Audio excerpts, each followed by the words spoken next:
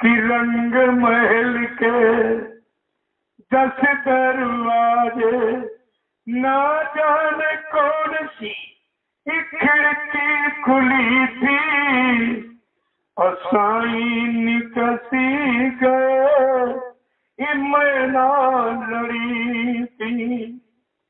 शीश महल के 10 दरवाजे, ना जाने कौन सी खिड़की खुली थी, और सैया निकसी गए मैना लड़ी। ये शरीर शीशे के समान कब योग है, कब टूट जाएगा, कब मिट जाएगा, खत्म हो जाएगा। इसमें 9 दरवाजे, पता नहीं किस दरवाजे की खिड़की खुली थी और कहां से वो जीवात्मा निकल गई, और लोग तक आज तक जवाब नहीं दिया। पूछ रहे काया से प्रश्न है कि रंग महल के 10 दरवाजे, ना जाने कौन सी खिड़की खुली थी, और साईं निकसी गए मैना लड़ी थी। ना कुछ बोले, ना कुछ चाले, ना सुख दुख की कोई बात कही थी, और साईं निकसी गए मैना लड़ी थी। का कुछ बताया भी नहीं, क्या तकलीफ है, क्या परेशानी है, और ऐसे चुपके से चले गए जैसे हमारा कोई कुछ नहीं था।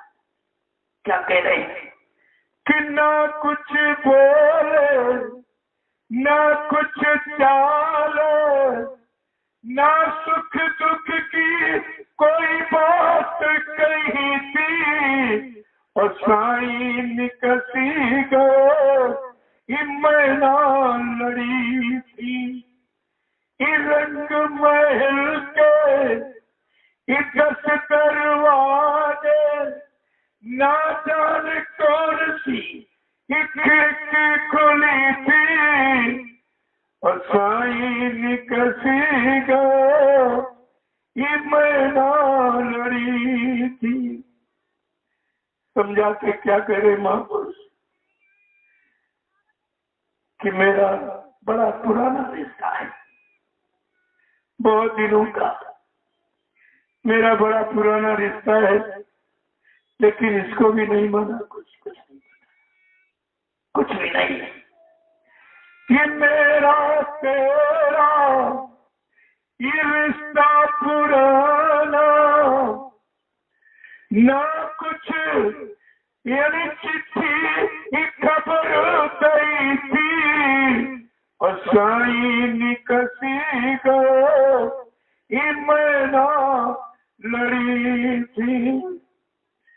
रंग महल के 10 दरवाजे, ना जाने कौन सी खिड़की खुली थी, और सैया निकसी गए मैना लड़ी थी।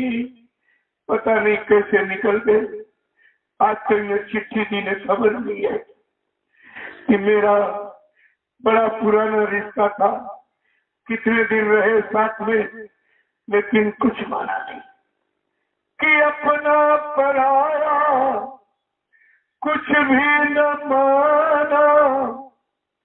मेरा तेरा ये रिश्ता पुराना, और जब से गए कोई खबर न लई थी, और सैया निकसी गए मैना लड़ी थी। देखो समझाने का महापुरुषों का तरीका कैसा है कि सबके ये प्राण जीवात्मा कुछ करके नहीं जाएगी। तुम्हारा शरीर से उसका कोई रिश्ता नहीं, मन से कोई रिश्ता नहीं, शरीर के भोग सामान से उसका कोई रिश्ता नहीं है, ये प्रमाणित कर रही है। कि देखिए किस तरह से समझाने की कोशिश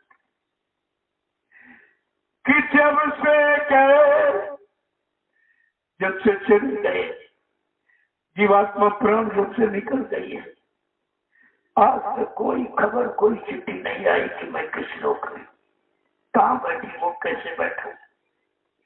बिल्कुल सब कि तुम तो बसे हो पिया इस सत्य लोक में, मैं तो पड़ी हूँ यहाँ इन नरक के लोक में। क्या कह रही है? समझाने के लिए महापुरुष क्या कह रहे हैं? अरे तुम जब जिस शरीर में रही थी, तुम तो घर पहुंच रही हो और ये यहाँ तो जलाया जा रहा, फूंका जा रहा है। इसका भी कोई खबर नहीं है, इसका भी कोई संबंध, कोई रिश्ता नहीं रहा। लोगों सब एक ही चीज समझाते कह रहे। तो क्या कहें कि करो सत्संग हो ब्रह्मनाथा, करो सत्संग हो ब्रह्मनाथा, काम क्रोध मोह कि टूट जाए। कितनी बड़ी चीज कहा, बिना सत्संग की ये काम क्रोध लोभ मिल जाने वाला नहीं है। जिसमें फंसे हुए फंसा तुम्हारा खत्म होने वाला नहीं है। कह रहे क्या? करो सत्संग हो ब्रह्मनाथा, कि भूल भरम की एक मिट जाए। ये सब जानकारी दे रहे बराबर, लेकिन वही बात जब सत्संग वचन समझ में आ जाए तब तो ये चीज समझ में आएगी, इसके पहले किसी को समझ में आएगी नहीं। बार बार समझा के कह रहे हैं, बिना सत्संग वचनों की आप इस मन की और जीवात्मा दोनों की कोई स्थिति परिस्थिति को समझ नहीं सकते। बिना संत महापुरुषों की दया की किसी को इसकी जानकारी हो ही नहीं सकती है। यह सब धीरे धीरे जब सत्संगों में आओगे तब आपकी समझ में सब आ जाएगा। लेकिन कहा यह जानकारी कौन देगा? इस भवसागर से निकलने की युक्ति किसके पास है? तो गोस्वामी जी महाराज ने क्या समझाया आपको कि गुरु भी न भाव निधि तरह न कोई, और जो भी रांची इस शंकर सम होई। ये भवसागर का दुख, भवसागर में फंसी जीवात्मा, इसका कल्याण उद्धार कहते बिना गुरु के नहीं हो सकता। और सब कुछ यहाँ मिल सकता है, लेकिन जीवात्मा का उद्धार करने वाला एक महापुरुष सबको नहीं मिलते। कभी कभी किसी किसी को, इसीलिए गोस्वामी जी महाराज ने रामचरितमानस में उस समृद्ध गुरु की क्या प्रशंसा लिखी कि गुरु के वचन ने प्रतीत न देहि, और सपने सोला मन सुख सीधते ही। जिसको अपने सदगुरु के वचनों में विश्वास नहीं है, प्रेम नहीं है, उसको स्वप्न में भी यहाँ सुख नहीं मिल सकता। आगे गोस्वामी जी महाराज फिर गुरु की महिमा की तरफ क्या इशारा करते हैं कि जैसा सदगुरु समीर सा करही, और रो नारा ककोट सत पर ही। जो गुरु से ईर्षा करता है, गुरु को झूठ बोलने वाला, वादा खिलाफी करने वाला, दगेबाजी करने वाला सिद्ध करता है, वो करोड़ों करोड़ों नरकों में जाने का अधिकारी बनता है।